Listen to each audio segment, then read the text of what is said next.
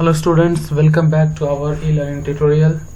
दोस्तों, अभी हमने पिछले कुछ 4 लेक्चर से हमने क्या किया है, अभी रोटेशनल मोशन स्टार्ट किया है। ओके, तो रोटेशनल मोशन में आपका 5वां लेक्चर है। तो 5वें लेक्चर का आज का टॉपिक है दोस्तों रोलिंग। क्या बोलते हैं दोस्तों? Rolling motion. क्या है? Rolling motion. तो रोलिंग क्या होता है दोस्तों? रोलिंग में होता है translational motion plus rotational motion. मतलब क्या? ट्रांसलेशनल मोशन मतलब क्या कि मोशन इन स्ट्रेट लाइन। क्या होगा? Motion in straight line. और वही रोटेशनल मोशन मतलब क्या है कि जो आप रोटेशनल मोशन अभी कल तक जो आप सीखे हो पिछले लेक्चर तक, उसे हम लोग बोलते हैं रोटेशनल मोशन। मतलब इसमें क्या, कोई बॉडी रोटेट कर रहा है। तो इस टाइप का जो आपका जो मोशन होगा उसे हम लोग क्या बोलेंगे? Rolling motion. रोलिंग मोशन में क्या होगा? तो नॉर्मल जो ट्रांसलेशनल मोशन है उसके साथ साथ यहाँ पे क्या होगा? रोटेशनल मोशन होगा। क्या होगा दोस्तों? Rotational motion. ओके, तो दोस्तों रोलिंग सीखने के लिए आपको ट्रांसलेशनल मोशन भी आना चाहिए, रोटेशनल मोशन भी आना चाहिए, और साथ साथ थोड़ा बहुत सर्कुलर मोशन भी आना चाहिए। ओके दोस्तों, तो जैसे मैंने आपको बताया कि ट्रांसलेशनल मोशन में रोटेशनल मोशन भी होगा। ओके सॉरी, ये रोलिंग मोशन में ट्रांसलेशनल मोशन भी होगा और रोलिंग मोशन भी होगा। तो दोस्तों हम लोग क्या करेंगे कि रोलिंग मोशन का जो भी कोई क्वेश्चन दिखा, क्या मिला? जो भी कोई क्वेश्चन दिखा उसमें हम लोग क्या करेंगे? इंडिपेंडेंटली उसका ट्रांसलेशनल पार्ट सॉल्व कर लेंगे, फिर क्या करेंगे? उसका रोटेशनल पार्ट सॉल्व कर लेंगे, और फिर दोस्तों हम लोग क्या करेंगे? उसका वेक्टर सम कर देंगे। क्या करेंगे? Vector sum. मतलब फिर उसको हम क्या करेंगे? ऐड कर देंगे। ठीक है, जैसे यहाँ पे मैंने क्या लिखा है कि आप नोट्स में देख सकते हो, आपके पास ई नोट्स भी अवेलेबल होगा। तो ये जो अभी जिस नोट्स में मैं पढ़ा रहा हूँ सेम नोट्स आपको ई नोट्स में मिला होगा। तो आप देख सकते हो दोस्तों यहाँ से, इन रोटेशनल डायनेमिक्स, क्या इन rotational dynamics when an object is in pure rolling, when an the object is in pure rolling. तो जब प्योर रोलिंग होगा तो क्या होगा? प्योर रोलिंग होगा तो क्या होगा? ट्रांसलेशनल और रोटेशनल दोनों साथ में चलेगा। मान के चलिए ये बॉडी अभी यहाँ पे है, तो ये अभी जब आगे जाएगा तो ये ऐसे ऐसे मूव करते जाएगा, और ये किसी इंस्टेंट पे बॉडी क्या होगा? ये जो सर्कल है वो सर्कल इस लोकेशन पे आएगा। तो इसको हम लोग क्या बोलेंगे दोस्तों? ये हम इसे बोलेंगे प्योर रोलिंग। ठीक है, मतलब ये ए पॉइंट जो यहाँ पे है अभी, ये पॉइंट बाद में जाकर के ये क्या होगा? यहाँ पे आ जाएगा। मतलब क्या? ये ट्रांसलेशनल मोशन भी है और रोटेशनल मोशन भी है। तो जैसे मैंने आपको बताया कि आप रोलिंग के केस में ट्रांसलेशनल मोशन को अलग सॉल्व कर लो और रोटेशनल मोशन को अलग सॉल्व कर लो, और दोनों को अगर सम करते हो तो आपको क्या मिल जाएगा? Rolling motion. मतलब इसके लिए आपको कोई नया कॉन्सेप्ट सीखने की जरूरत नहीं है। ठीक है दोस्तों, तो ओके, तो इस ऑब्जेक्ट का जो पार्टिकल है इसका तो ओवरऑल अगर मैं वेलोसिटी देखूं तो मेरा ओवरऑल वेलोसिटी क्या हो जाएगा दोस्तों? तो इसका मुझे पूरा वेलोसिटी क्या मिलेगा? मुझे यहाँ पे ये मिलेगा कि जैसे मैंने आपको बताया रोटेशनल वेलोसिटी, जैसे दो चीज को हम यहाँ पे ऐड करेंगे। तो सिंस ये रोलिंग और ट्रांसलेशनल दोनों, रोटेशन और ट्रांसलेशन दोनों है, तो मैंने क्या किया? v equal to velocity of centre of mass plus omega cross R. Okay, ये कैसे? तो ओके चलो, ये जब सेंटर ऑफ मास को आप देखोगे, भले रोलिंग मोशन हो रहा है, तो आपको क्या दिखेगा कि सेंटर ऑफ मास आगे की तरफ बढ़ता जा रहा है। क्या कर रहा है? आगे की तरफ बढ़ता जा रहा है। ओके, लेकिन ये जो पार्ट है आपका ए या फिर कोई भी पार्टिकल है, वो क्या कर रहा है? रोटेट कर रहा है। तो रोटेट किस वेलोसिटी से कर रहा है? एंगुलर वेलोसिटी से, ओमेगा से। ओके, मैंने जैसे आपको क्या बताया कि दोनों वेलोसिटी का हमें क्या करना है? वेक्टर सम करना है। तो v equals to R omega, R cross omega आपको पता होगा, मैंने आपको बताया पहले भी, v equals to R cross omega का फॉर्मूला। ठीक है, तो v equal to R cross omega क्या हो गया आपका? एक एंगुलर वेलोसिटी जो है आपका, उसका रिलेशन आपने निकाला, और यहाँ से आपको क्या मिला कि लीनियर उसका जो फॉर्म होगा, मतलब लीनियर वेलोसिटी को हम क्या लिखते हैं? Omega cross R. मतलब ओमेगा क्या आपका? ओमेगा हो जाता है आपका यहाँ पे एंगुलर वेलोसिटी। तो ओमेगा आपका एंगुलर वेलोसिटी है, तो टोटल भी क्या हो जाएगा दोस्तों? तो टोटल भी हो जाएगा आपका सेंटर ऑफ मास की velocity plus omega cross R. तो यहाँ पे हमने क्या किया? बस हमने क्या किया यहाँ पे? रोटेशनल मोशन और लीनियर मोशन दोनों को कंबाइन कर दिया। ठीक है दोस्तों, अभी यहाँ पे VCM, ये तो समझ गया आपको VCM क्या है? तो VCM है linear velocity of centre of मास। मतलब ये जो सेंटर ऑफ मास है ये VCM के वेलोसिटी से क्या कर रहा है, आगे मूव कर रहा है। ठीक है दोस्तों, अभी हम लोग नेक्स्ट पार्ट की तरफ बढ़ते हैं इसके। If we consider 2 points A and B then the linear velocity this point can be given by, okay, मान के चलो यहाँ पे आपके पास 2 पॉइंट है, क्या है आपके पास यहाँ पे इस डायग्राम में आप देख सकते हो, यहाँ पे आपके पास क्या 2 पॉइंट दिया है ए एंड बी। ठीक है दोस्तों, क्या दिया 2 पॉइंट ए एंड बी, आपके पास यहाँ पे 2 पॉइंट दिया है। तो ए पे वेलोसिटी कितना होगा, तो ये आपका ए पॉइंट है, ये क्या आपका ए पॉइंट है। तो ए पे वेलोसिटी कितना होगा, तो velocity of centre of mass plus omega cross R. Omega cross R क्यों, क्योंकि ये आपका रोटेशनल मोशन कर रहा है ओमेगा एंगुलर वेलोसिटी से, तो v equals to R omega होता है, इसलिए मैंने क्या किया यहाँ पे VCM plus omega cross R कर दिया। क्यों किया भाई ऐसा, क्योंकि ये देखो ये पॉजिटिव डायरेक्शन में से आ रहा है, ये ओके यहाँ पॉजिटिव डायरेक्शन से नीचे आ रहा है अगर वो, तो इसलिए हमने यहाँ पे ऐड कर दिया। वही ये b जो है, b आपका ऐसे जा रहा है ऊपर की तरफ। ठीक है, तो इसका वेलोसिटी क्या हो रहा है, अगर मैं वेक्टर सम देखूं, क्या देखूं, वेक्टर सम, तो वेक्टर सम में ये आगे की तरफ बढ़ रहा है आपका, जिधर जो वर्च्यू ऑफ मोशन है, जिस तरफ आपका मोशन हो रहा है उस तरफ ये देखा जाए इसका वेक्टर, अगर मैं डायरेक्शन दिखाऊं तो आगे की तरफ है, लेकिन बी का डायरेक्शन किसके साइड है, तो बी का डायरेक्शन पीछे की तरफ है। इसलिए मैंने क्या किया यहाँ पे VB equals to VCM minus omega cross R, omega R. ठीक है दोस्तों, तो यहाँ से मुझे क्या मिलता है, 2 पार्टिकल का वेलोसिटी मुझे मिल जाता है, कहाँ पे, जो आपका रोलिंग मोशन है, उस रोलिंग मोशन में कोई 2 पार्टिकल का मुझे वेलोसिटी फाइंड करना रहा तो मुझे यहाँ से मिल जाएगा। ठीक है दोस्तों, अभी हम लोग इसी के नेक्स्ट कॉन्सेप्ट की तरफ बढ़ते हैं। ओके, नेक्स्ट में क्या दिया है कि हर जगह पे इसका वेलोसिटी क्या क्या होगा जब ये प्योर रोलिंग होगा। ओके, तो रोलिंग के भी 2 केसेस होते हैं, एक होता है नॉर्मल रोलिंग और दूसरा होता है प्योर रोलिंग। नॉर्मल रोलिंग में क्या होता है कि हो सकता है बॉडी कहीं पे स्लिप कर जाए, क्या कर जाए, स्लिप कर जाए। जैसे अगर आप बारिश के मौसम में बाहर चल रहे हो तो हो सकता है आपका पैर अगर फिसल जाता है, ठीक है, तो उसे हम लोग क्या बोलते हैं, स्लीपिंग बोलते हैं। लेकिन नॉर्मल जो रियल ओरिजिनल जो रोलिंग मोशन होता है, जो आपका ये जो रोलिंग मोशन है प्योर रोलिंग, तो प्योर रोलिंग में क्या होता है दोस्तों, if an object is in pure rolling, क्या, अगर कोई ऑब्जेक्ट प्योर रोलिंग में है ऑन द सरफेस, ये मान के चले ये क्या है, एक सरफेस है, इस पे ऑब्जेक्ट क्या कर रहा है, प्योर रोलिंग कर रहा है, then the linear velocity of the point on the object, ये ऑब्जेक्ट पे जो पॉइंट है इसका लीनियर वेलोसिटी क्या होगा, क्या होगा, which is in contact with the surface. Okay, यहाँ पे जो पॉइंट कॉन्टेक्ट में है सरफेस, जैसे यहाँ पे कौन सा पॉइंट है, बी पॉइंट है, तो बी पॉइंट का वेलोसिटी कितना होगा, तो it should have same velocity of the surface. मतलब ये सरफेस का जो वेलोसिटी है, सेम वेलोसिटी क्या होना चाहिए दोस्तों, इस बी पॉइंट का वेलोसिटी होना चाहिए। मतलब इस इंस्टेंट पे बी पॉइंट का वेलोसिटी कितना होना चाहिए, बी पॉइंट का वेलोसिटी जो होगा वो क्या होगा, it should have same velocity of the surface. मतलब क्या कि यहाँ पे दोनों के बीच में रिलेटिव मोशन यहाँ पे नहीं हो रहा है। रिलेटिव मोशन दोस्तों आपने रेक्टिलिनियर मोशन में पढ़ा होगा, किसमें, ट्रांजिशनल मोशन, ट्रांसलेशनल मोशन जो है आपका मोशन इन स्ट्रेट लाइन, उसमें आपने क्या पढ़ा होगा, रोलिंग मोशन, ये आपका रिलेटिव मोशन पढ़ा होगा। ठीक है, तो रिलेटिव मोशन यहाँ पे क्या होना चाहिए, नहीं होना चाहिए। किसके बीच में, तो ये सरफेस के बीच में और पॉइंट बी के बीच में, ये जो बी पॉइंट है इसके बीच में क्या होना चाहिए, रिलेटिव मोशन नहीं होना चाहिए। इसका मतलब क्या, तो ये बी का जो वैल्यू होगा, किसका, ये बी पॉइंट पे ये जो ऑब्जेक्ट है इसका जब रोटेशनल वेलोसिटी, जो इसका जो भी वेलोसिटी होगा, ओके, इसका जो भी वेलोसिटी होगा वो किसके इक्वल होना चाहिए, तो ये होना चाहिए सरफेस का वेलोसिटी के साथ इक्वल होना चाहिए। क्या होना चाहिए, सरफेस वेलोसिटी के ये इक्वल होना चाहिए। मतलब V B equals to V surface, मतलब बी पॉइंट पे जो वेलोसिटी है वो क्या होना चाहिए, ये सरफेस का वेलोसिटी के इक्वल होना चाहिए। अगर वेलोसिटी अगर इक्वल है और ये प्योर रोलिंग है, तो उसी तरह से दोस्तों मैं क्या बोलूंगा, अगर मैं इसको टाइम के रिस्पेक्ट में मैं देखूं तो ये इक्वल डिस्टेंस कवर किया जा रहा है, सेम वेलोसिटी जा रहा है, तो इनका क्या होगा, एक्सेलरेशन भी क्या होगा, इनका सेम होने वाला है। किसका एक्सेलरेशन भाई, तो आपका जो ये रोलिंग मोशन में जो सरफेस है और ये बी पॉइंट है, यहाँ पे नीचे जो भी पॉइंट होगा, मान के चले बी आगे यहाँ पे चला जाता है, ठीक है, बी यहाँ पे आ जाता है, तो उस समय कोई तो पॉइंट यहाँ का आएगा नीचे, ये पॉइंट क्या होगा, नीचे आ जाएगा।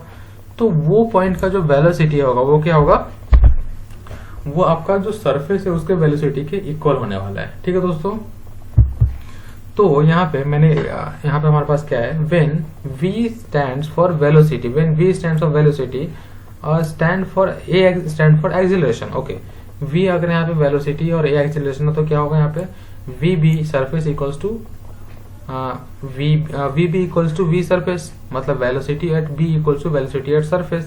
ठीक है दोस्तों, और वहीं पे यहाँ पे एक्सेलरेशन भी दोनों का क्या होगा, इक्वल हो जाएगा। ओके, तो दोस्तों अगर ये इक्वल होता है तो मैं v का वैल्यू जो आपका जो vb है, ओके, ये vb है, उसका वैल्यू क्या होगा, उसका वैल्यू होगा आपका vcm माइनस ओमेगा आर। कहाँ से आया भाई, तो ये यहाँ पे ऊपर से आया। ठीक है, vb equals to vcm minus omega R. Okay, तो vcm का आपके पास यहाँ पे रिलेशन आ गया, vcm इक्वल्स टू क्या, ये क्या मिला आपको, vb equals to vcm minus omega R. तो यहाँ से दोस्तों आपको क्या मिलेगा, प्रॉपर एक इक्वेशन मिल जा रहा है। क्या मिलेगा उससे, तो अगर मान के चलो v सरफेस अगर क्या है, 0 है, मतलब वेलोसिटी एट सरफेस क्या होगा, 0 होगा। अगर वेलोसिटी एट सरफेस 0 है तो b का वेलोसिटी 0 होना चाहिए, इस पॉइंट का वेलोसिटी क्या होना चाहिए, 0 होना चाहिए। तो इस पॉइंट का वैल्यू क्या है, vcm minus omega R. Okay, vcm minus omega R. ठीक है, तो vcm माइनस ओमेगा आर का वैल्यू क्या हो गया, 0।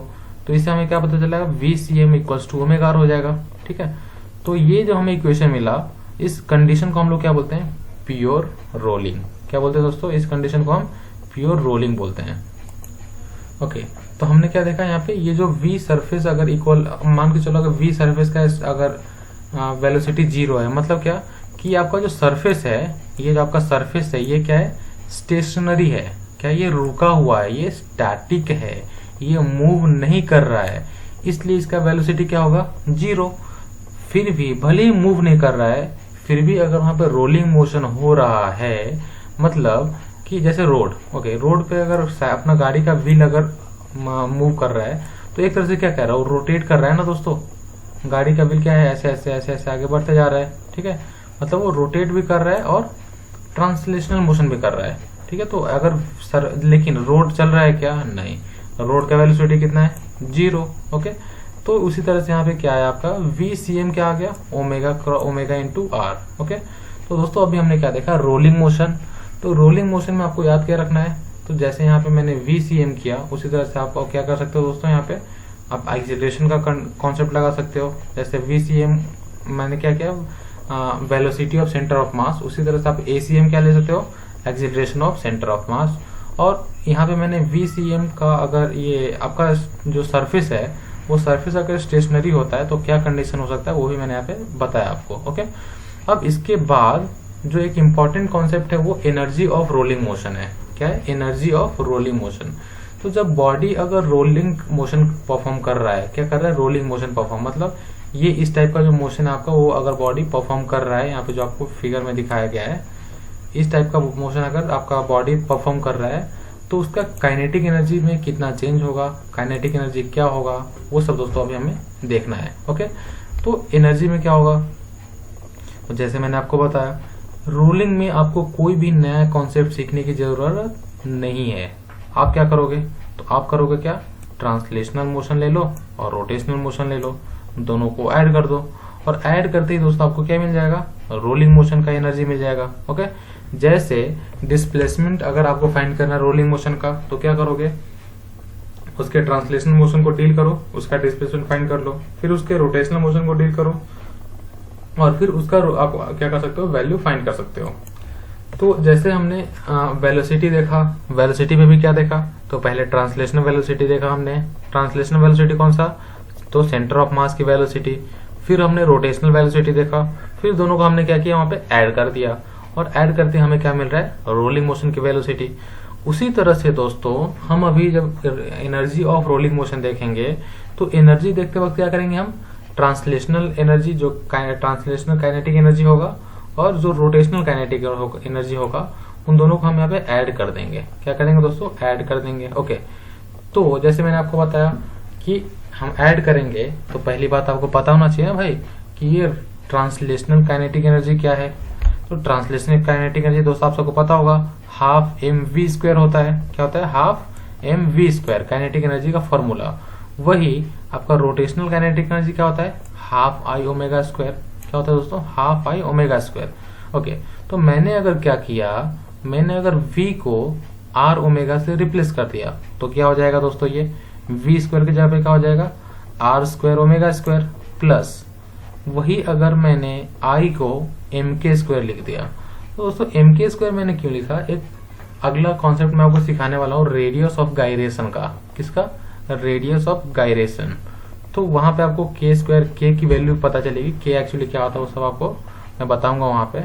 ओके, तो दोस्तों अगर मैं के की जगह पर अगर आप आर लेते हो, मतलब रेडियस लेते हो आप, अगर जैसे आई है, आई क्या होता है, रोटेशनल मास, मतलब क्या आपका जो आपका मोमेंट ऑफ इनर्शिया है, मोमेंट ऑफ इनर्शिया क्या होता है, एम आर स्क्वायर। तो मैंने क्या किया यहाँ पे ये जो आपका के है, के की जगह मैंने क्या किया, अगर आर ले लिया, ठीक है, तो ये क्या हो जाएगा आपका एम आर स्क्वायर। ठीक है दोस्तों, तो आप देख सकते हो दोस्तों यहाँ से कि ये half M R square omega square, M R square omega square plus half M R square, ये के की जगह पे आर हो जाएगा, तो ये क्या होगा, half M R square omega square. तो हाफ प्लस हाफ क्या होगा, ओके, तो उससे बेटर आप यहाँ पे क्या कर सकते हो, हाफ प्लस हाफ करने से बेटर कि ये जो वैल्यू आया आपका ई का वैल्यू आपको आ गया यहाँ पे। ठीक है दोस्तों, अभी जो आई एक्स जो था उसका क्या था, एम आर स्क्वायर बाई 4 उसका वैल्यू है। तो दोस्तों यहाँ पे आपको ई क्या मिल जाएगी, ई मिल जाएगा आपको half M R square omega square plus half M R square omega square. Okay दोस्तों, तो इस तरह से ये हमने क्या किया यहाँ पे एम के स्क्वायर क्यों लिया हमने, क्योंकि रेडियस ऑफ गायरेशन का कॉन्सेप्ट है। ठीक है, तो यहाँ पे जो टोटल आपको वैल्यू मिला, ये क्या मिला आपको, एनर्जी ऑफ रोलिंग मोशन। ठीक है दोस्तों, जो रोलिंग मोशन का आपको कहीं पे कोई भी क्वेश्चन दिखता है तो उसमें आपको ज्यादा दिमाग लगाने की जरूरत नहीं पड़ेगी। एक्चुअली देखा जाए तो रोलिंग मोशन का नीट में ज्यादा एप्लीकेशन नहीं होता है, इसका एप्लीकेशन ज्यादा आता है जेई वालों को, जेई के फिजिक्स में इसका ज्यादा एप्लीकेशन है, इसका ज्यादा कॉन्सेप्ट वहाँ पे ये जेई में इसके क्वेश्चन भी बनते हैं दोस्तों। जैसे देखा जाए 2004 में, 2011 में कंटिन्यूसली काफी सारे क्वेश्चन इसमें पूछा गया था। इवन दो अभी जो आपका जेई मेंस का फेज 1 हुआ था उसमें भी इसके क्वेश्चन आए थे रोलिंग मोशन के। तो बस कॉन्सेप्ट क्या याद रखना है कि हमें जो आपका ये आपका जो स्ट्रेट लाइन का मोशन है और रोटेशनल मोशन है, दोनों को साथ में लेकर के वहां पे चलना है। ठीक है दोस्तों, अभी हम लोग नेक्स्ट कॉन्सेप्ट की तरफ बढ़ते हैं, जो है आपका radius of gyration. Okay, radius of gyration क्या होता है मैं आपको पूरा एक्सप्लेन करता हूँ दोस्तों। ओके दोस्तों, तो ये होता है रेडियस ऑफ गायरेशन क्या होता है दोस्तों। तो पहले बात हम लोग इसका क्या कहते हैं, डेफिनेशन पढ़ लेते हैं पहले, या इसका जो एक्सप्लेनेशन दिया है।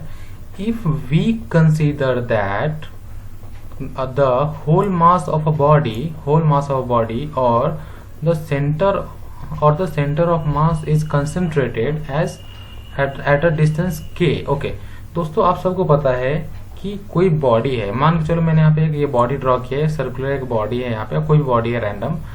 इस बॉडी का मास जो होगा, होल मास, वो कहाँ पे होगा, वो होगा आपका सेंटर ऑफ मास पे सिचुएटेड होगा। ओके दोस्तों, तो इन्होंने क्या बोला है, if we consider that the whole mass of a body or the center of mass is concentrated at a distance k from axis of rotation। Okay दोस्तों, रोटेशनल मोशन में हमने क्या देखा था कि जो बॉडी का जो मास है वो क्या था, सेंटर ऑफ मास पे लोकेटेड होता था, लेकिन जब उसका रोटेशन होता था तो हम रोटेट भी उसको क्या करते थे, सेंटर ऑफ मास के अलोंग ही कर देते थे। लेकिन जैसे हमने अभी रोलिंग मोशन में देखा, रोलिंग मोशन में क्या था, रोटेट किसके अलोंग हो रहा है, ये तो बी पॉइंट के अलोंग ये रोटेट हो रहा है। ठीक है दोस्तों, मतलब क्या, यहाँ पे जो रोटेशन का जो एक्सिस है वो चेंज हो गया है। ठीक है,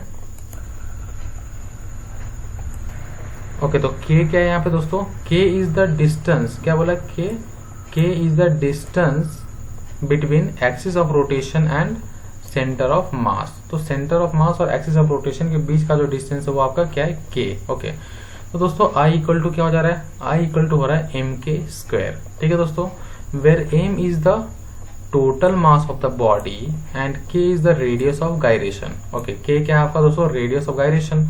तो radius of gyration K is the effective distance. Okay, ये दोस्तों ये लाइन बहुत यहाँ पे इंपॉर्टेंट है, इसको मैं क्या करता हूँ, इसको मैं हाईलाइट कर देता हूँ इस लाइन को।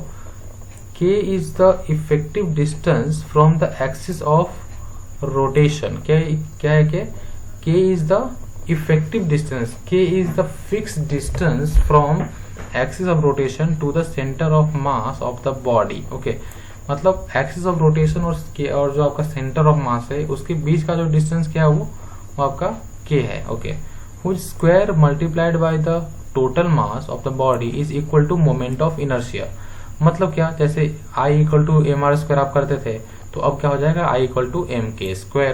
तो दोस्तों मैंने आपको थोड़ी देर पहले यहाँ पे जो बताया था E इक्वल टू क्या था हमारा, E इक्वल टू आया था half M V square plus half I omega square, और उसको हमने क्या किया यहाँ पे, ओमेगा को हमने क्या किया यहाँ पे, ओके ओमेगा को ओमेगा ही रखा, लेकिन V को हमने क्या लिखा, आर ओमेगा के टर्म में लिखा, और I को क्या किया, एम के स्क्वायर डाल दिया।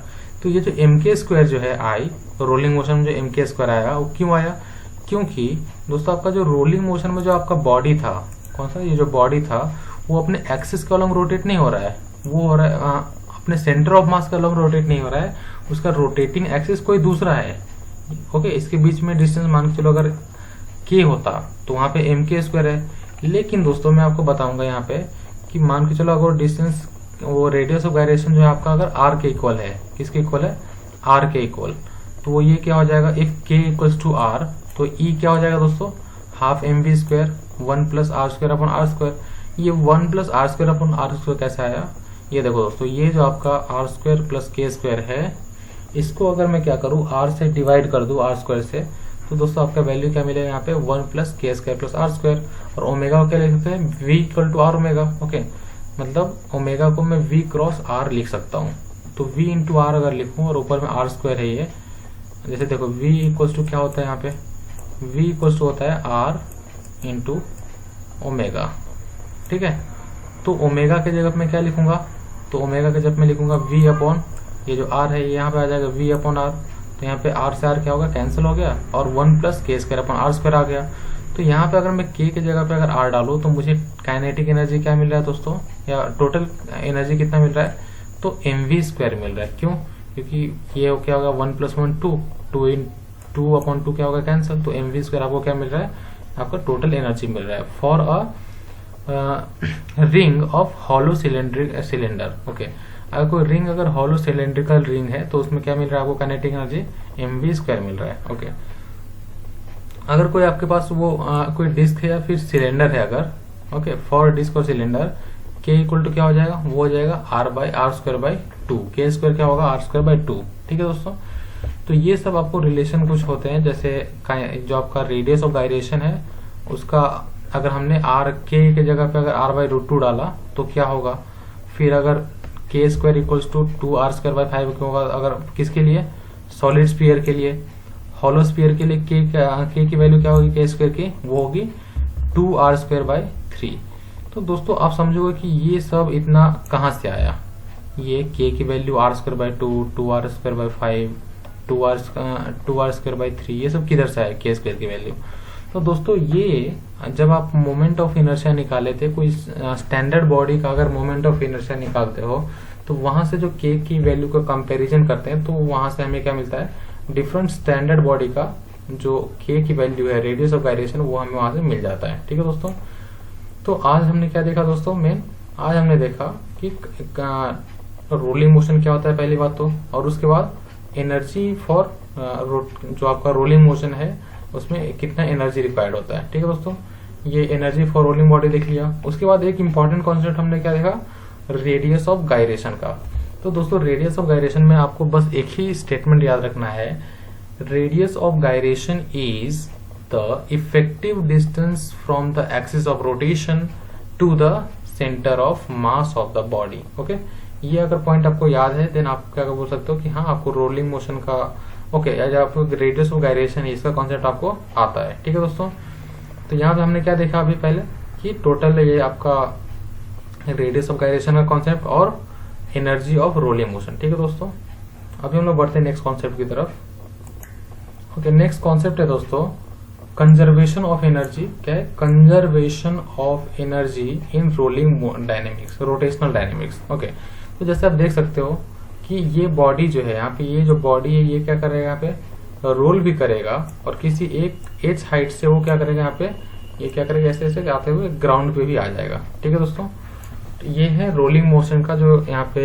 एप्लीकेशन है, उसमें हम लोग क्या देख रहे हैं, ये है conservation of energy in rotational dynamics. Okay, तो ये जो रोटेशनल डायनेमिक्स, इसमें जो एनर्जी है वो कंजर्व कैसे होता है वो सभी दोस्तों हम लोग देखने वाले हैं। ठीक है दोस्तों, तो let's start with our next concept which is conservation of energy in rotational dynamics.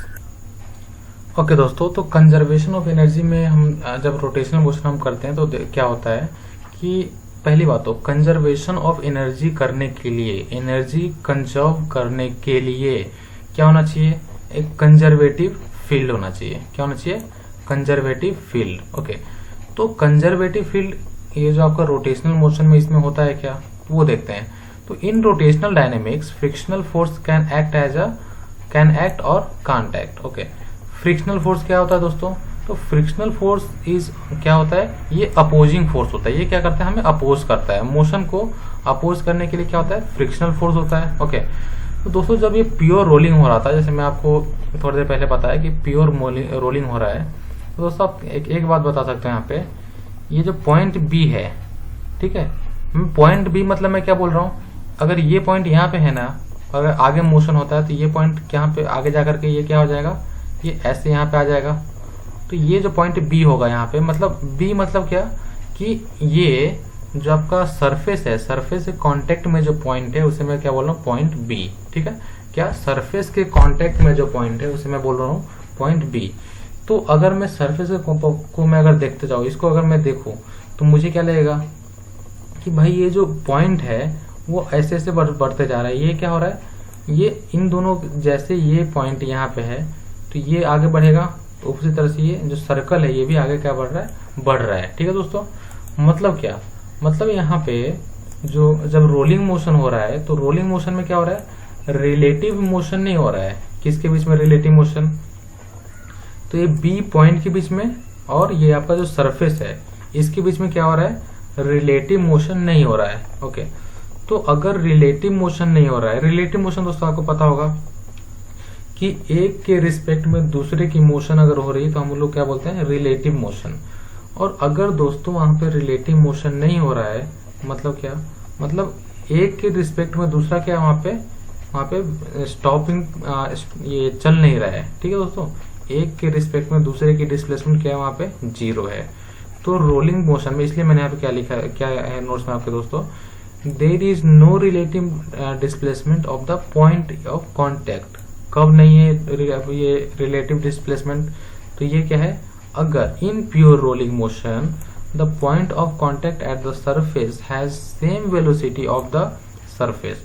मतलब रोलिंग मोशन में वेलोसिटी ऑफ सरफेस क्या होता है, सेम होता है। किससे, तो आपका जो सेंटर ऑफ मास है उसके वेलोसिटी से, या फिर वो जो दोनों पॉइंट है, वो नीचे जो पॉइंट था उसका वेलोसिटी से क्या होता है, वो सेम होता है, सरफेस की वेलोसिटी सेम होती है। ठीक है दोस्तों, तो अगर सेम वेलोसिटी हो रही है, ओके, तो वहां पे रिलेटिव मोशन नहीं है। रिलेटिव मोशन नहीं है मतलब क्या है, वहां पे डिस्प्लेसमेंट नहीं है। ओके, तो हम लोग क्या बोलेंगे, there is no work done. Work done क्या होता है, फोर्स इनटू डिस्प्लेसमेंट।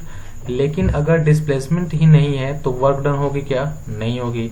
तो अगर वर्क डन नहीं हो रहा है, so in pure rotational dynamics frictional force act as a conservative field. क्या हो रहा है यहाँ पे, फ्रिक्शनल फोर्स कंजर्वेटिव फील्ड हो एक्ट कर रहा है। ओके दोस्तों, अब ये फ्रिक्शनल फोर्स कंजर्वेटिव फील्ड कैसे एक्ट कर रहा है वो मैं बताना चाहूंगा आपको। ये कैसे हो रहा है, क्योंकि जैसे मान के चलो ये बॉडी पे, अगर यहाँ पे क्या कर रहा है, आपकी बॉडी यहाँ पे रोल कर रहा है, ठीक है, और ये प्योर रोलिंग है। अगर प्योर रोलिंग मतलब क्या, कि यहाँ पे रिलेटिव मोशन नहीं होगा। रिलेटिव मोशन क्या होगा, वहां पे 0 होगा। ओके, तो अगर रिलेटिव मोशन 0 होगा, किसकी वजह से होगा, फ्रिक्शनल फोर्स का होगा, ऑब्वियसली बात है। क्यों, अगर वहां पे फ्रिक्शनल, जैसे आप बारिश के मौसम में अगर घर से बाहर निकलते हो और गिरते हो तो क्या, क्यों गिरते हो, क्योंकि यहाँ पे फ्रिक्शनल फोर्स कम है, फ्रिक्शन की वैल्यू वहां पे बहुत कम होती है, इसलिए आपका पैर फिसल सकता है और आप गिर जाते हो। ठीक है दोस्तों, मतलब क्या, रोलिंग अगर आपको करना हो, जैसे यहाँ पे रोल कर रहा है कोई बॉडी, तो रोल करने में यहाँ पे किसकी इंपॉर्टेंट रोल आ जा रही है, यहाँ पे रोल करने के लिए रोल किसकी है, तो आपका जो ये फ्रिक्शनल फोर्स है उसका बहुत ज्यादा यहाँ पे इंपॉर्टेंट रोल आ जाता है। ठीक है, तो अगर फ्रिक्शनल फोर्स की वजह से अगर रोल कर रहा है आपका बॉडी, तो फ्रिक्शनल फोर्स आपके और आपका एनर्जी अगर वेस्ट नहीं जा रहा है, मतलब फ्रिक्शनल फोर्स क्या है आपके लिए, यहाँ पे फ्रिक्शनल फोर्स आपके लिए कंजर्वेटिव फील्ड होगा। ठीक है, फ्रिक्शनल फोर्स क्या होगा, कंजर्वेटिव फील्ड। ओके, तो अगर आपका बॉडी कंजर्वेटिव फील्ड में मूव कर रहा है तो मैं बोल सकता हूँ कि मेरा एनर्जी क्या वहाँ पे कंजर्व्ड है। क्या हो रहा है, मेरा एनर्जी कंजर्व हो रहा है। तो यहाँ पे एनर्जी कंजर्वेशन के लॉ लग रहे हैं। ठीक है दोस्तों, तो यहाँ पे क्या हो जाएगा, potential energy plus kinetic energy equal to constant. मतलब ओके, अब इसको मैं जो भी मैंने आपको बताया यहाँ पे कंजर्वेशन ऑफ एनर्जी क्या होता है वगैरह वगैरह, तो उसको मैं तो एक डायग्राम के अकॉर्डिंग अभी मैं समझाने की ट्राई करता हूँ आपको। यहाँ पे ये जो बॉडी जो आपको यहाँ पे दिख रहा है, ये बॉडी किसी एच हाइट पे है। ये क्या है, बॉडी एक किसी एच हाइट पे है जमीन से। अगर कोई बॉडी अगर हाइट पे हो तो उसमें कौन सी एनर्जी होती है, पोटेंशियल एनर्जी। ओके, क्या होती है, पोटेंशियल एनर्जी। ओके, अगर बॉडी एच हाइट पे है तो उसके पास क्या है, पोटेंशियल एनर्जी। वही अगर बॉडी मूव कर रहा हो, क्या कर रहा हो, बॉडी मूव कर रहा हो, तो उसके पास वेलोसिटी आ जाती है। तो वेलोसिटी को आते ही, वेलोसिटी जैसे ही आता है तो इसके पास क्या हो जाता है, काइनेटिक एनर्जी आ जाता है। क्या आता है, काइनेटिक एनर्जी। ठीक है, तो आपका जो potential energy plus kinetic energy at every point is equal. अगर आपका जो फील्ड है वो कंजर्वेटिव फील्ड है, आपका जो फील्ड है वो क्या है, कंजर्वेटिव फील्ड है, मतलब क्या वहां पे आपका एनर्जी क्या हो रहा है, कंजर्व हो रहा है। कंजर्व होने का मतलब क्या है दोस्तों, कि आपका एनर्जी यहाँ पे लॉस नहीं हो रहा है। आपका जितना एनर्जी यहाँ पे ए पे था, सेम एनर्जी आपको कहाँ मिलेगा, बी पे मिलेगा। ठीक है दोस्तों, इसी हम लोग बोलते हैं कंजर्वेशन ऑफ एनर्जी। मतलब क्या कि एक पॉइंट पे जितना एनर्जी है, सेम एनर्जी आपको कहाँ मिलेगा, दूसरे पॉइंट पे मिलेगा। ओके, तो मान के चलो आपका ए पॉइंट पे क्या बस पोटेंशियल एनर्जी है। भाई पोटेंशियल एनर्जी बस क्यों है, क्योंकि ए पॉइंट पे मूव करना स्टार्ट नहीं किया है, लेकिन वही जैसे मूव करना स्टार्ट कर देता है तो बीच में कहीं पे भी होगा। मान के चलो बीच में अगर यहाँ पे आया तो यहाँ पे हाइट एच से थोड़ा सा कम होगी, लेकिन यहाँ पे उसके पास क्या होगा, स्पीड होगा। ए पे स्पीड है क्या, नहीं, ए पे बस क्या है, इसके पास पोटेंशियल एनर्जी। तो ग्रेविटेशनल पोटेंशियल एनर्जी क्या होता है, mgh। ठीक है, तो ए पे इसका क्या है, mgh है। और वही है जब ये बी पे आएगा तो बी पे आने के बाद क्या होगा, यहाँ पे इसके पास रोटेशनल काइनेटिक एनर्जी भी रहेगा और ये जो आपका ट्रांसलेशनल काइनेटिक एनर्जी है वो भी होगा। मतलब ये रोलिंग करता हुआ आएगा ना, ये ए से लेकर के बी तक जब आएगा तो ये क्या करते हुए आएगा, ये यहाँ पे रोलिंग करता हुआ आएगा। ठीक है दोस्तों, तो अगर ये रोलिंग करते हुए आ रहा है मतलब क्या कि इसके पास एनर्जी क्या होगा, रोटेशनल और ये जो आपका ट्रांसलेशनल है, दोनों यहाँ पे एनर्जी होगी इसके पास बी पे। ठीक है, तो ये क्या हो जाएगा, ये हो जाएगा आपका half I omega square plus half M V square. तो इसे हम लोग बोलते हैं यहाँ पे कंजर्वेशन ऑफ एनर्जी। मतलब यहाँ पे M G H equals to क्या हो रहा है, M G H equals to half I omega square plus half M V square. Okay दोस्तों, तो आज हम लोग इतना ही देखते हैं। इसके बाद नेक्स्ट जो टॉपिक है ना नेक्स्ट लेक्चर में देखेंगे। तो आज का जो लेक्चर था इसमें मैंने आपको क्या बताया, इसमें मैंने पहले बात तो आपको यहाँ से मैंने स्टार्ट किया something combined rotational and translational से, मतलब रोटेशनल मोशन भी और ट्रांसलेशनल मोशन भी। इसमें मैंने आपको क्या बताया, प्योर रोलिंग का केस। प्योर रोलिंग में क्या होगा, तो सरफेस की वेलोसिटी और वो जो पॉइंट है, वो जो बी पॉइंट है, इसकी वेलोसिटी, दोनों की वेलोसिटी क्या होगी दोस्तों, सेम होगी। ठीक है, उसी तरह से अगर आप एक्सीलरेशन देखते हो तो वो भी सेम होगा। फिर उसके बाद मैंने बताया कि अगर सरफेस की वेलोसिटी 0 होती है तो सेंटर ऑफ मास की वेलोसिटी कितनी हो जाएगी, तो वो हो जाएगी ओमेगा आर हो जाएगी। ठीक है, उसके बाद मैंने आपको बताया energy of rolling motion. Energy of rolling motion में क्या बताया, तो उसमें ट्रांसलेशनल प्लस रोटेशनल दोनों का एनर्जी ऐड हो जाएगा। तो कोई भी फिजिकल क्वांटिटी, कोई भी क्वांटिटी आप फाइंड करना चाहते हो, लेट इट बी डिस्टेंस या डिस्प्लेसमेंट या फिर आपका वेलोसिटी या फिर एक्सीलरेशन, एनर्जी, वो सब क्या करोगे, आप पहले ट्रांसलेशनल की निकालोगे, फिर आप रोटेशनल की निकालोगे और फिर दोनों का क्या करोगे, ऐड कर दोगे। तो ऐड करते ही आपको क्या मिलेगा, टोटल एनर्जी मिल जाएगा। ठीक है, उसके बाद मैंने आपको बताया radius of gyration. Radius of gyration क्या है, उसमें आपको मेन एक चीज याद रखना है कि it is a distance between क्या, तो it's effective distance from axis of rotation and centre of मास। तो ये क्या है, सेंटर ऑफ मास और जो आपका एक्सिस ऑफ रोटेशन उसके बीच का ये डिस्टेंस है। ठीक है दोस्तों, उसके बाद मैंने आपको बताया यहाँ पे कंजर्वेशन ऑफ एनर्जी। ठीक है, कंजर्वेशन ऑफ एनर्जी में क्या है कि ए पॉइंट पे जितना एनर्जी है यहाँ पे, ये ए पॉइंट पे जितनी एनर्जी होगी सेम एनर्जी क्या होगी दोस्तों यहाँ पे बी पॉइंट पे भी होगी। ठीक है, मतलब क्या यहाँ पे एनर्जी क्या हो रहा है, कंजर्व हो रहा है। और रोलिंग मोशन में जो आपका जो फ्रिक्शनल फोर्स है वो क्या है, कंजर्वेटिव फील्ड की कंजर्वेटिव फोर्स है। एक्चुअली यहाँ पे कंजर्वेटिव फील्ड बना रहा है, जिसकी वजह से आपका एनर्जी क्या हो रहा है दोस्तों यहाँ पे कंजर्व हो रहा है। ठीक है दोस्तों, तब तक के लिए शुक्रिया। अब हम लोग नेक्स्ट लेक्चर में मिलेंगे।